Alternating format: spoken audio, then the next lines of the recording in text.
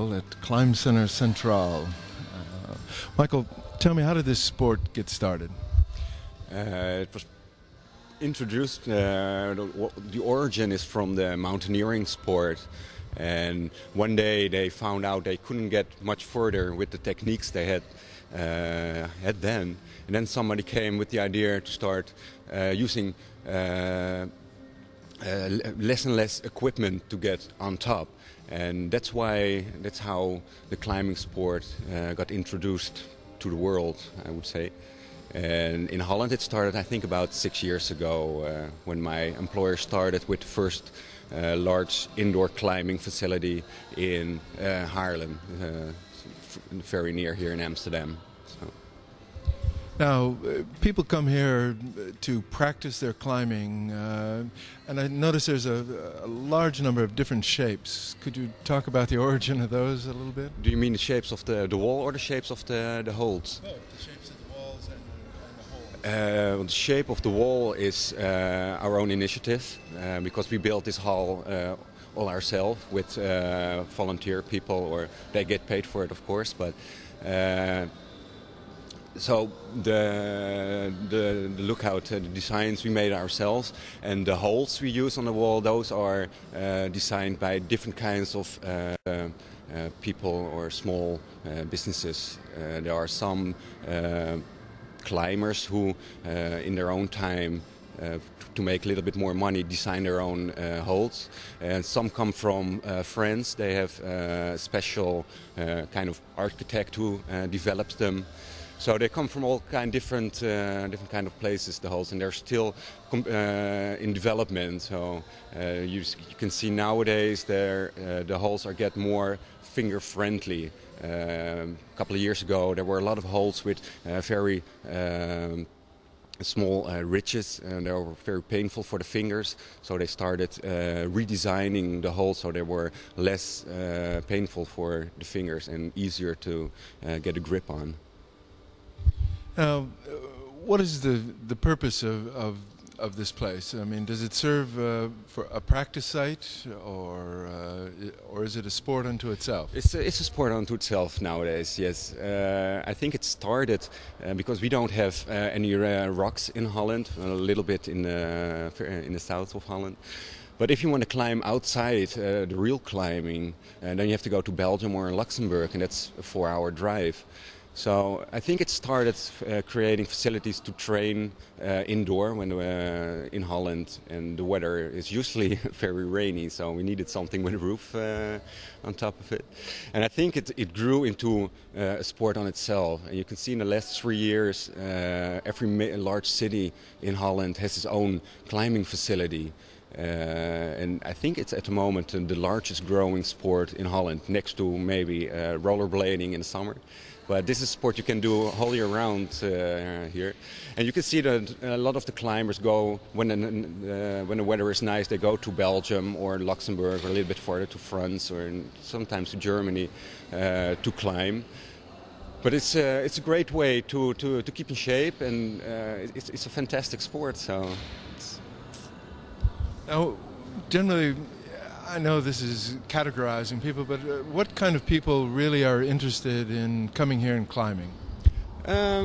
All kinds of people. We have students, families who come climbing with their children. We have business people who come after work to climb.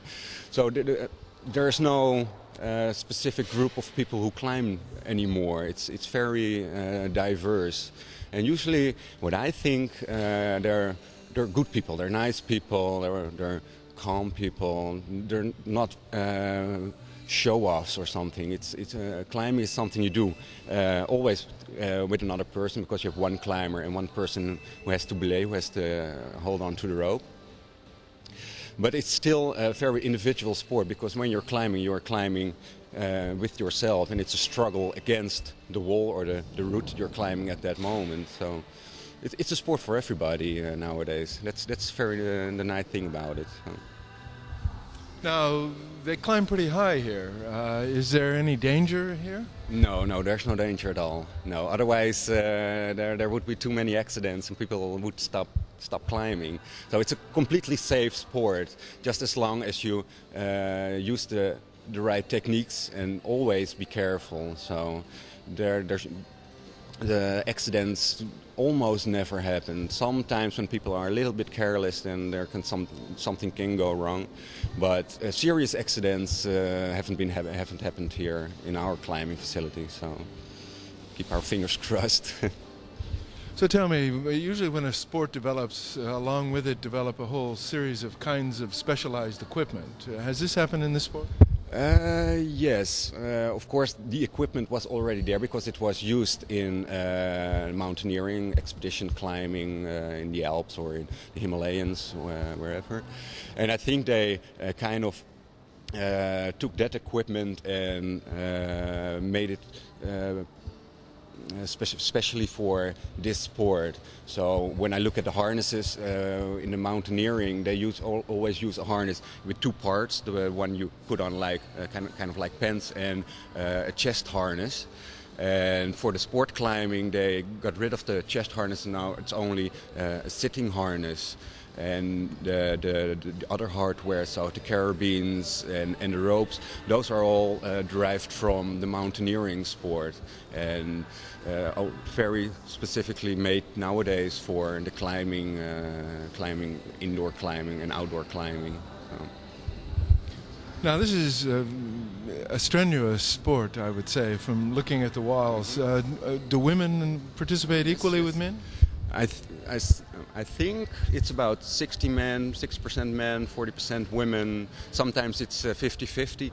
So the beautiful thing about climbing is you don't have to be strong to climb. You have to be smart, because if you're smart, you can use your legs and the strength of your body instead of the strength in your arms. So all the climbing techniques are based on getting the strength out of your legs and out of your upper body to get to the top of a route, and not the very large muscles. Muscles are heavy, and you have to go vertical. So if you're very strong with lots of muscles, you're only going to get heavier, and it's going to get more and more difficult. And when you're at the point when the routes are getting more and more difficult, the holes get smaller and smaller, and then you don't have any need for strength because you need technique to get to the top. So it doesn't matter if you're a man or a woman, everybody can climb. So. And when people want to come out and climb, do they have to be in great shape to start with? Or?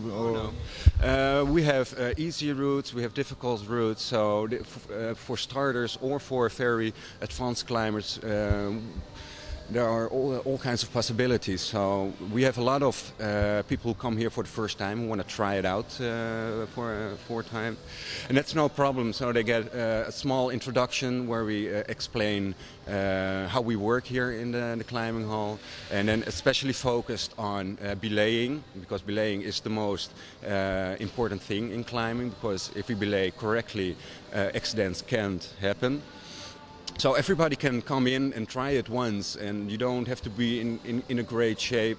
And people have so much fun trying it, and it's always nice to see them come back again. So, and then a small percentile of people who try it once, you can see them coming back again and again. And then after a while, they have their own harness and their own climbing shoes. So it doesn't matter how you're built or whatever. Everybody can climb. So I guess that leads me to my next question. If they come out and they don't have equipment, then that's something that is provided? Yes, we have harnesses, we have carabines, we've got belaying. We use a figure-8 descender here for the belaying. So you don't need equipment to climb. We have everything here. Only there is always a price attached. So when people know they're going to continue with climbing, we always suggest they invest in their own equipment because it saves them money, and it's much nicer to climb with your own material than if you have to rent it over here in the climbing facilities. So if somebody comes out here, let's say tonight, how long do they usually spend climbing? it kind of depends on. Usually an hour and a half, 2 hours for a beginner. And then they're usually very tired. And because it's a very strenuous sport, you get tired very easily. And if you don't take a break from now and then, sometimes after an hour somebody can be completely empty. And the more advanced climbers, because they climb more with technique and they can save strength and energy. We have people here climbing for 3 or 4 hours, and they just take small breaks after a couple of routes. So they can climb much longer than a beginner who still has is depending on his strength to climb instead of technique. So it kind of depends on if you're a beginner or a little bit more advanced. But usually when somebody comes here and has never climbed before, an hour and a half, 2 hours tops, and then they're usually very tired and can't climb anymore. So. It almost always seems that when we develop a new sport, we also add the element of competition. Has that entered in? Oh yes, of course. We have our national climbing competition. We used to have competitions specifically for one climbing hall, or a small competition between climbing halls. And at the moment it's namely the national competition, and then of course from the national competition the winners go, if they want to, can go to the European or international competitions. So it's become an international competitive indoor climbing situation. Only the difference between the professional climbers, which come namely from France and from America, of course, are a lot more experienced.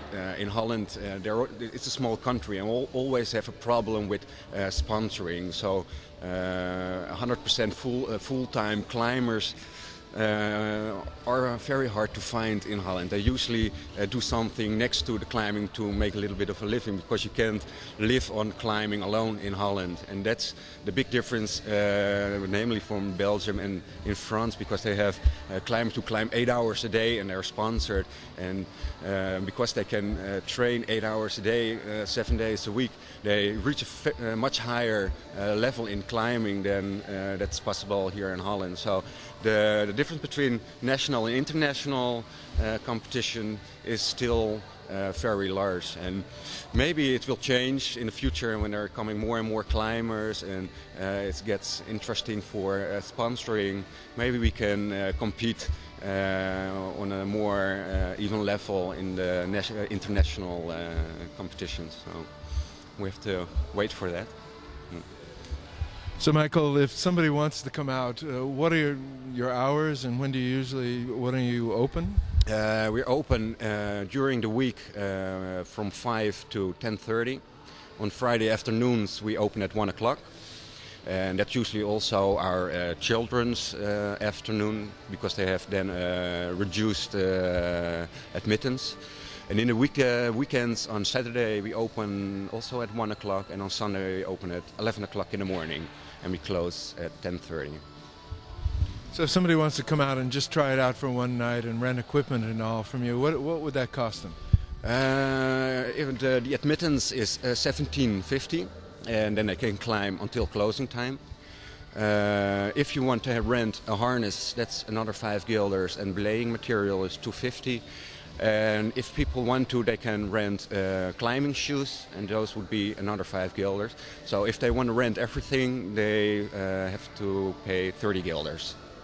And we have some special arrangement. If you buy what we call in Holland a strippen card, then you get 10 times admittance, and you get a reduction of $2.50 per admittance. And also we have half-year and 1 year cards. Those cost, of course, a little bit more, and then you can climb as many times as you want. Well, Michael, thank you very much. I think we're going to walk around and maybe talk to some of the climbers and look it over. So thanks very much for taking the time to talk with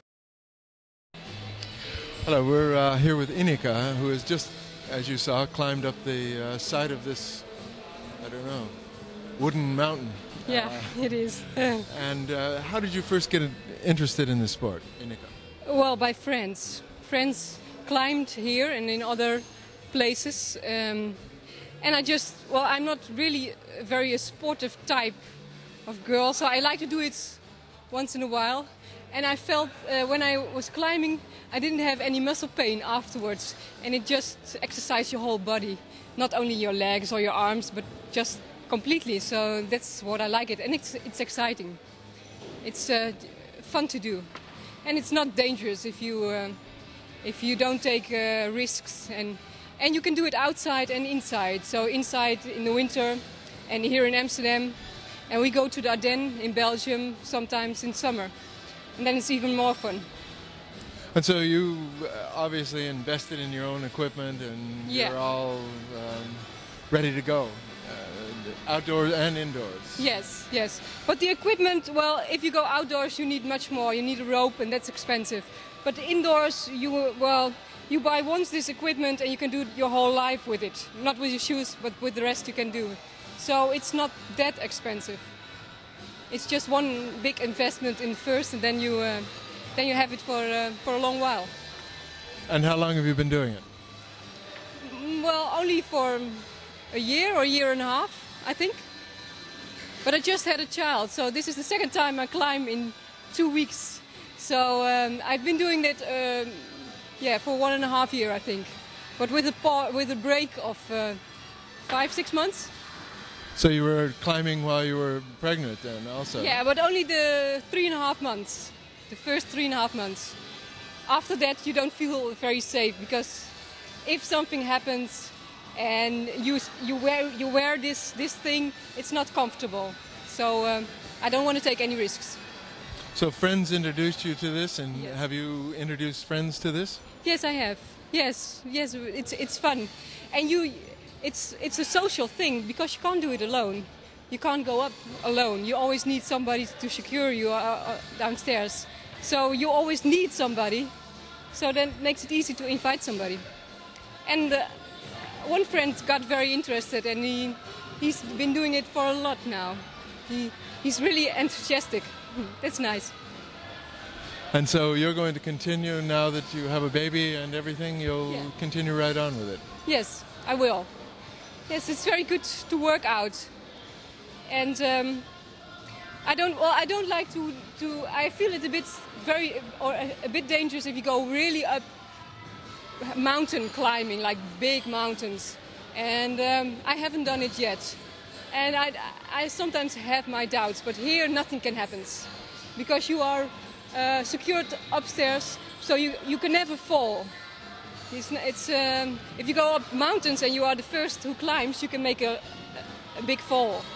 Or at least maybe 5 meters or 10 meters. So then it can be risky. But here it's not risky at all. So I continue. Yes, of course. Oh, very good. Thank you very much, Ineke, for talking with us tonight. Okay, you're welcome.